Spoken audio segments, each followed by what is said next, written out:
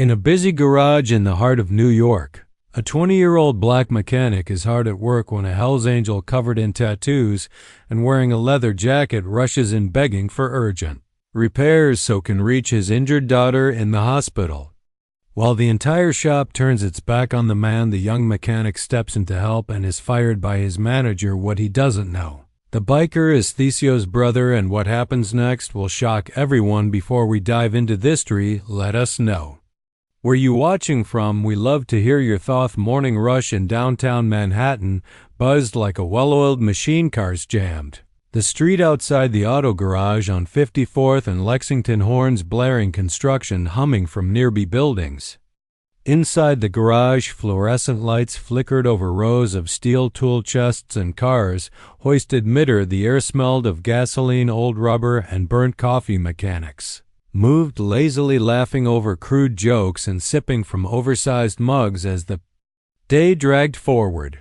But not Malik. At just 20, Malik stood out, not only because of his youth, but because he worked like his life depended on it. He had deep brown skin, close-cropped hair, and arms defined from years of turning wrenches. He wore a grease-streaked navy bill jumpsuit with his name embroidered over the chest. Sweat clung to his temples, even in feminine chill, while others chatted and checked their phones. Malik was on his back under a '22 Ford Explorer, fixing ab and axle without a word. People noticed him, but not the way he deserved. Hey, Somion, tell Junior to grab my wrench. Chop chop. Rookie, one of the senior techs, barked, tossing a rag in Malik's direction. Another chimed in with a smirk. Bet he's good with his hands. Comes from a long line of folks who did manual labor, if you know what I mean. Laughter erupted. No one flinched. Me clenched his jaw, rolled out from under the vehicle, and walked to the tool wall in silence. This wasn't the first comment, it wouldn't be the last.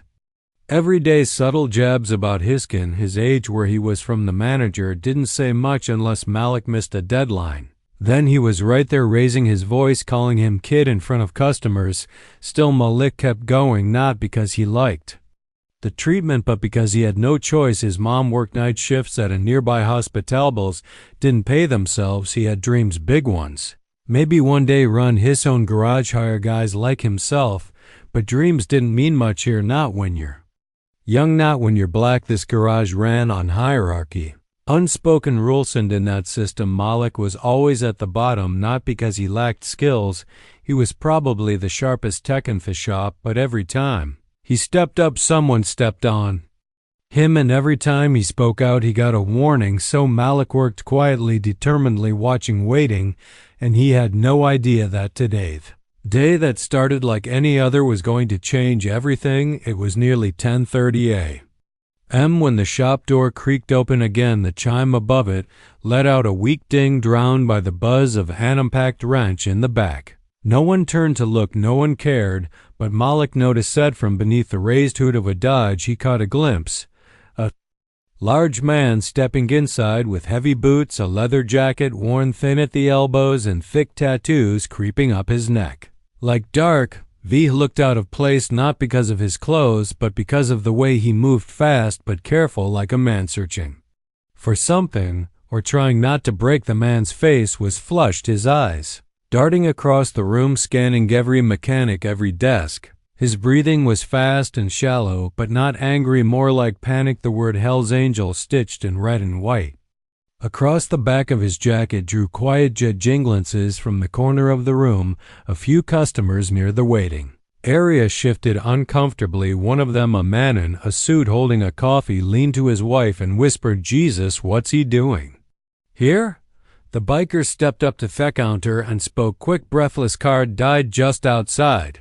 I need help. My daughter. She had an accident. She's in the Europe town. I need to get there fastest." Voice cracked, not with aggression but desperation. "Please.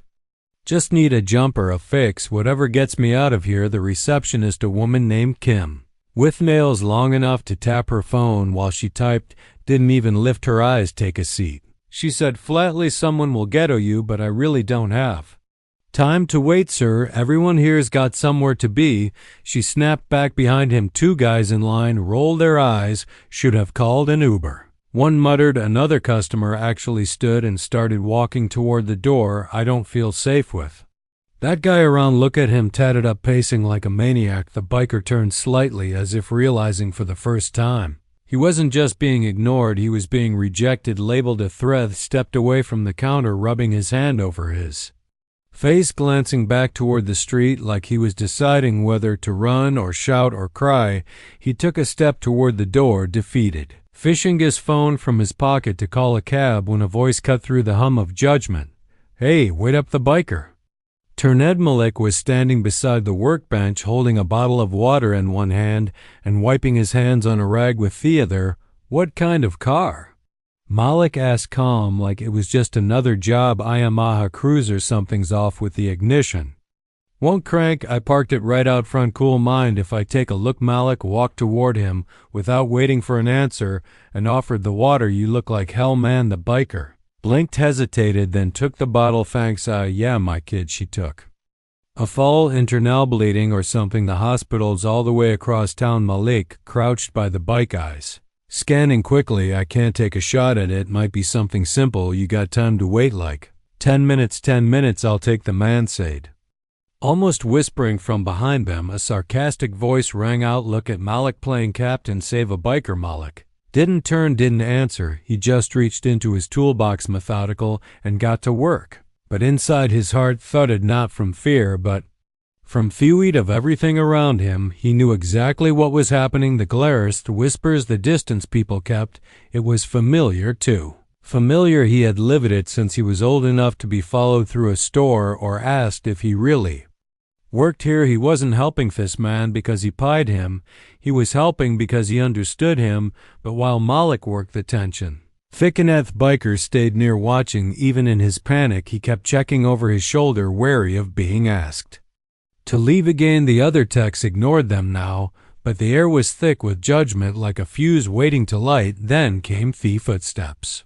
Heavy, sharp. Ms. Karen, the shop manager, late 40s, shaved head and a permanent scowl like he was auditioning for a role in a bad cop show. He spotted the biker, then Malik, then the tools on the ground. "Face, what the hell is this?" Malik stood slowly, just helping him out. "Quick fix his." "I didn't ask for an essay." "Malik, who told you to work on that bike?" "No one, but the FIA guy needs." Reynolds stepped closer, his voice dropping, dangerous. "He's not a customer, not official. You don't work on anything without a ticket.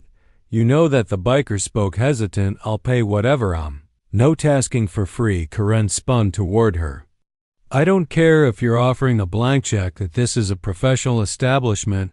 We don't do favors for people who walk in off the street looking like a threat." Malik blinked, that word threat like it was stamped on a forehead. He stepped forward, his voice low but solid. "He's not threatening Ganyan. He's trying to get to his daughter. If this were someone else, you know." Karen pointed toward the door. "Back to your bay." Now the biker stepped back, ready to go. "Look, I didn't mean to cause trouble. I'll find another way." Malik didn't move. He looked at Karen, then at the people watching from the corners, the ones who wouldn't help, wouldn't even offer a minute of their day. "You're really going to let this man walk out when you've got 10 mechanics standing around sipping coffee?" "Malik, I've done double shifts, taken the worst jobs. You told me hard work would get me somewhere here, and the one time I helped someone without asking for anything, you're ready to throw me out?" Karen's eyes narrowed, his lip curled. "Pack your tools." You done?" Silence. Malik didn't argue. He just stared back, not with shock, but something colder, acceptance. The biker looked down, muttered, "I'm sorry, kid."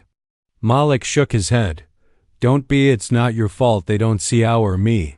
The biker hesitated, then reached out his hand. Malik took it, a brief, solid grip, a shared understanding, and just like that, the man in leather jacket walked out the door. Malik stood alone in the center of a room full of people, yet somehow still invisible. The garage returned to its rhythm with an eerie ease after the biker left, like a rock had been dropped into a pond and the surface smoothed itself over too quickly. Malik stood motionless for a moment, the sting of the manager's words still raw in his ears. Around him, tools clinked and tires hissed with compressed air. No one said anything to him, no pats on the back, no defense, just silence, and the unspoken agreement that he had crossed a line by standing up for a man like that. He wiped his hands on his jumpsuit, absently walking back toward his workbench.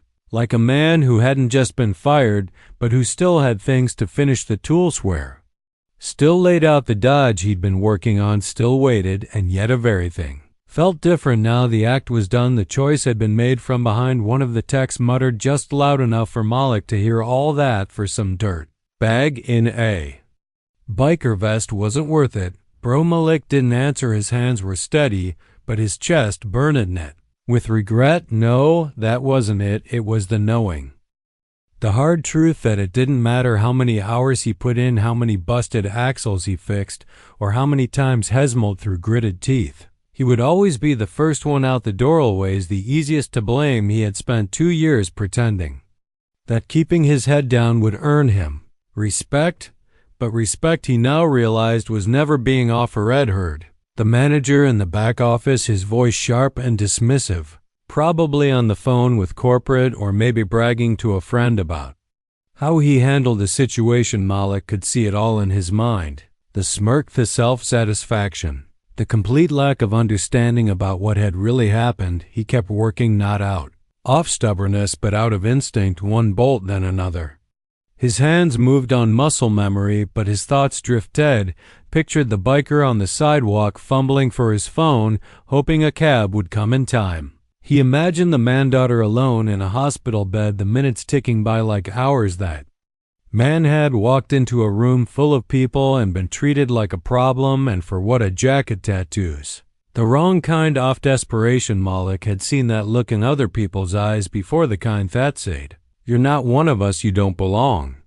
Here he had grown up watching his mom get talked over at grocery stores, watching teachers dismiss him without cause, cops slow roll past him when he walked home late from work, and now here it was again, but this time someone else had been on the receiving end. Someone who on paper should have never had anything in common with Malik, and yet they had everything in common in Fatman. "Yo." Kem called from the desk. "You going to stand there all day?" Karen said. "You're out." Malik looked up, and for a second he wanted to say something to challenge the system, to scream, but what would it change? These people had already made up their minds. So instead he nodded once calmly and returned to the back to grab his things. The locker room smelled like old sweatin' rubber. Malik opened his locker slowly, the hinges squealing like they hadn't been greased in years. He tossed his gloves inside, unzipped his jumpsuit halfway, and took a long breath. He wasn't angry, not in the way they expected, not in a way that could be solved with shouting or fists. He felt something deeper, a clean kind of clarity, because in that moment, losing his job for helping someone, he finally felt like himself, like he'd done something that mattered, even if no one else could see it. As he pulled on his hoodie and started packing his tools, the door creaked open behind him. It was Jonas Onuf, the newer techs, barely a year and barely spoke. "Hey," Jonas mumbled. "That was something back there." Malik gave him a look, not sharp, just tired. "Yeah." Jonas scratched at the back of his neck.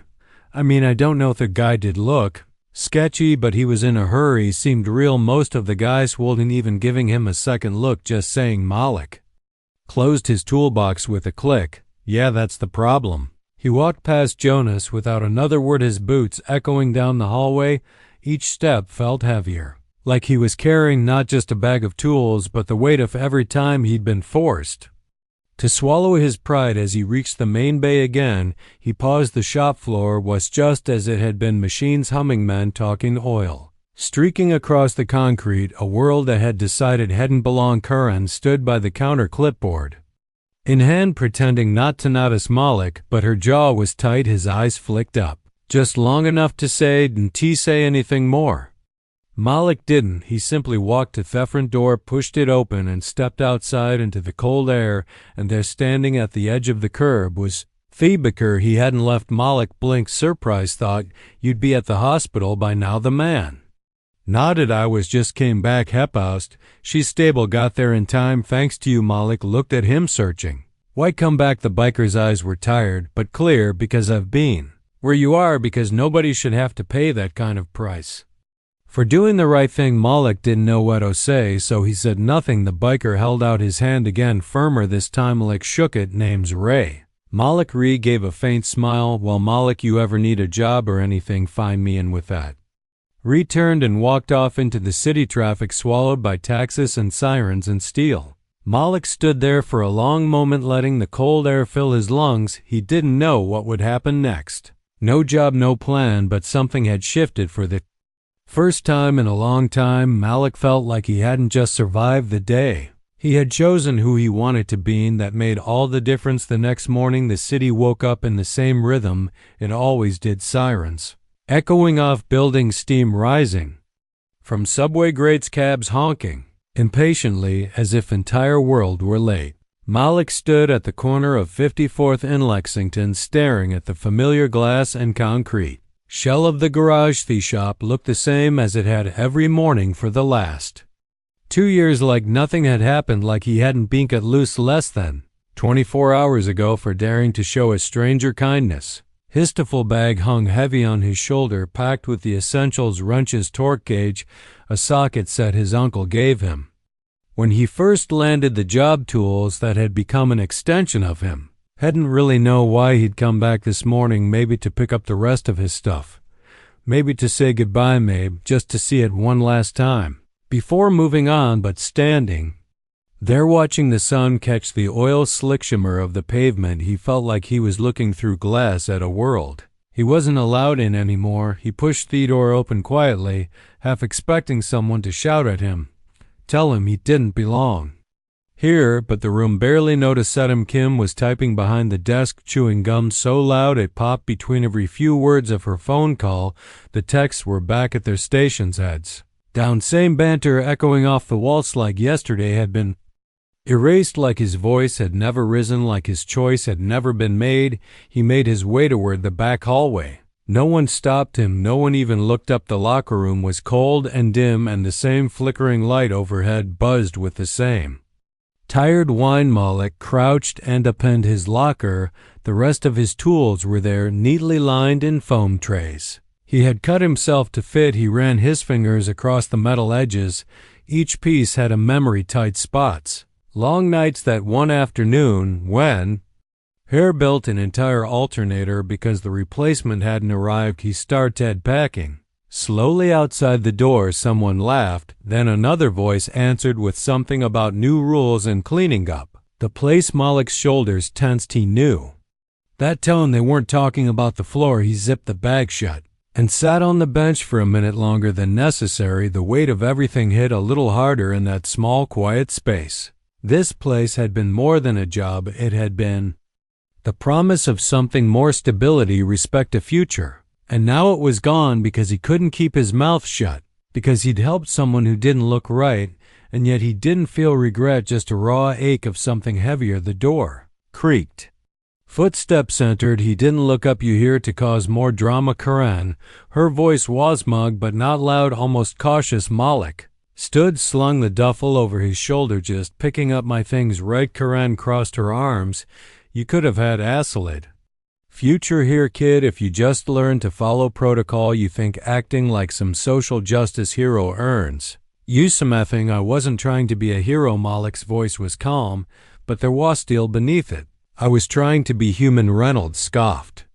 You millennial shank. Respect is handed out like candy. Newsflash: nobody gives a damn how good your heart is if you can't follow or dare see. Followed every order for 2 years, Malik said, stepping forward.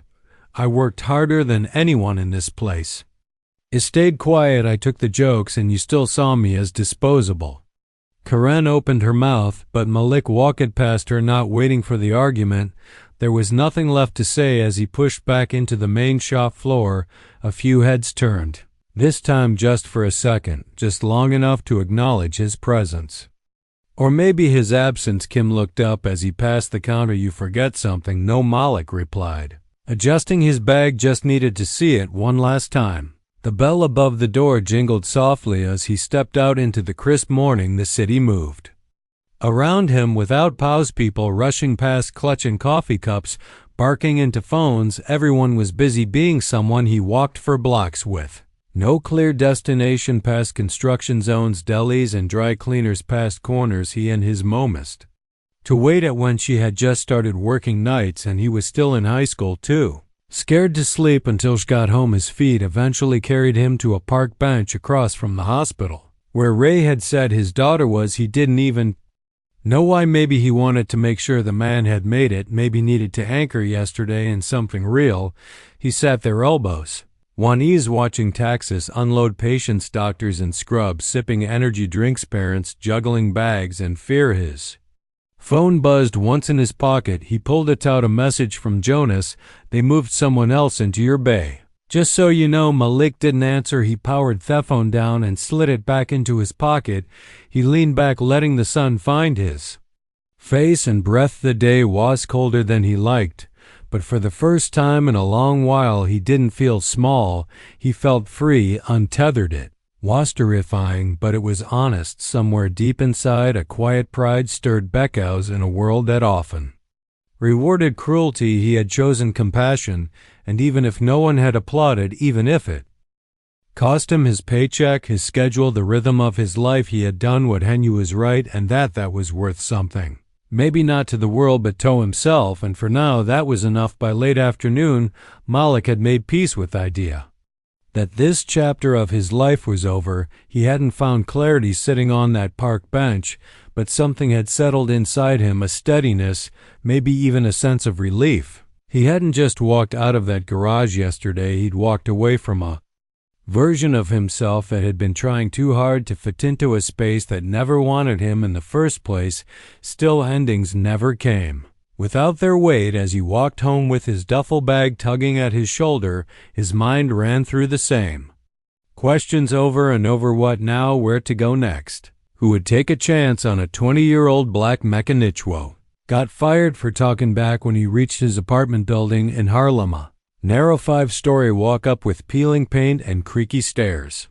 He expected to disappear into a long night of searching job boards and eating leftovers with his mom, but instead he found a note taped to his door. His name was scrolled in black marker, and the handwriting was rushed but neat. Come back to the shop right now. CEO Malik stared at it for a moment, half convinced it was a joke, but it wasn't the kind of prank his neighbors would pull, and no one at the garage had that kind of handwriting. His gut tightened, part curiosity, part apprehension. He hesitated just long enough to change his shirt, then grabbed his keys and headed back out, heart thudding with something that felt dangerously close to hope. The sun was dipping below the skyline by that time he reached the garage from the outside. Everything looked as normal as it had that morning, but inside something had shifted. The lobby lights were brighter, and the energy had changed, quieter, tenser. Mechanics weren't lounging or laughing. They stood clustered near the entrance to the office hallway, whispering in tight circles, eyes darting like they were waiting for something big to drop. Before Mick could ask, the double doors to the conference room opened, and a voice called out firm and direct, "Malik Brown, come in." He recognized the voice. Morrison, the CEO of the entire garage chain. He'd seen him twice before, both times from a distance during site visits when the whole shop was polished up like a showroom. Ellison was a tall composite man in his 50s, always in pressed slacks and leather shoes that never seemed to touch dust, but today he wasn't wearing a suit. Today he was in jeans, sleeves rolled, and his face looked like someone who hadn't slept. Malik stepped inside the room, smelled of coffee and tension. At the far end of the table stood Ray the biker, his leather jacket hanging off the back of a chair, arms crossed, expression unreadable. Malik froze, unsure what this meant. Buttrey gave a faint nod, not a smile, just a gesture that said, "You're good, I got you." Ellison gestured for Malik to take a seat. "You've had quite a week." Malik sat slowly, his voice cautious. "Didn't expect to be back." Ellison leaned forward, clasping his hands on the table. "Yesterday, a man walked into one of my shops, and most of my staff treated him like a criminal, a threat. They judged him on how he looked, not why he was there. He asked for help, and he was ignored. Worse than ignored, he was dismissed." Ray's voice came in low and clear, except by him. He glanced toward Ray, then back at Malik. "His family." "My family?" Malik frowned, caught off guard. "Wait, what?" Ellison nodded toward Malik. "You were the only one who treated him like a person, and because of that he made it to the hospital in time to see his daughter come out Of surgery, you didn't just fix a bike, you gave a father a chance to BB his kid's side when it mattered most. Malik's throat tightened. He hadn't expected this, any of it. He shifted in his seat, eyes flicking between them. I wasn't trying to make a statement, I just needed help. And you gave it, Ray said simply. No one else even looked at him. I've seen that before, lived through it. People don't expect kindness from guys who look like me. But you didn't blink, you just acted. There was a long silence before Ellison spoke again. Ree isn't just my brother. He helped me build this company in the early days, before the suits, before the contracts. He was out there in the cold fixing cars with me long before there were 10 locations and a corporate board step back. Years ago, but he still matters to me and to this company. And when I found out how he was treated yesterday, I was furious. Malik's voice was quiet. I lost my job over it. Ellison leaned back. And your manager lost his this morning, effective immediately. Dishing in. Whether racial, social, or visual has no place under this roof. Malik blinked, stunned. Wait, seriously? Ray smiled for the first time, a small crooked thing full of grit. You paid a price for doing the right thing. Simeon else did too. Ellison stood, walking to a small folder on the desk. Malik, I've reviewed your record. Your performance is among the top 5% of every shop we own. You've never had a single formal complaint, and every customer you've touched left happy. That's not common at your age. He slid the folder forward. We're offering you a promotion, lead technician for this location, pay increase, benefits, a team of your own, and we'll be working with you directly to make sure this shop reflects the values we claim to stand for. Malik stared at the papers, overwhelmed. Meth room blurred slightly at the edges for a moment. He couldn't speak. Ray broke the silence. I don't wear suits.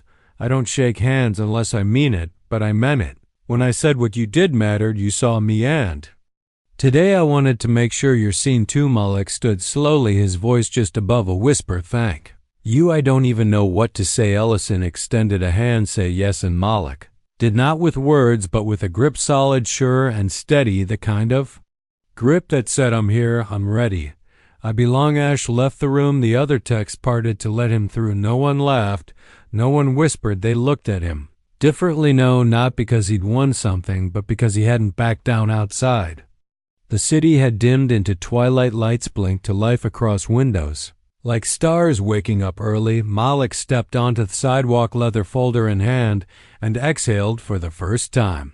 He didn't feel like he was surviving, he felt like he was becoming. Join us to share meaningful stories by hitting the like and subscribe buttons. Don't forget to turn on the notification bell to start your day with profound lessons and heartfelt empathy.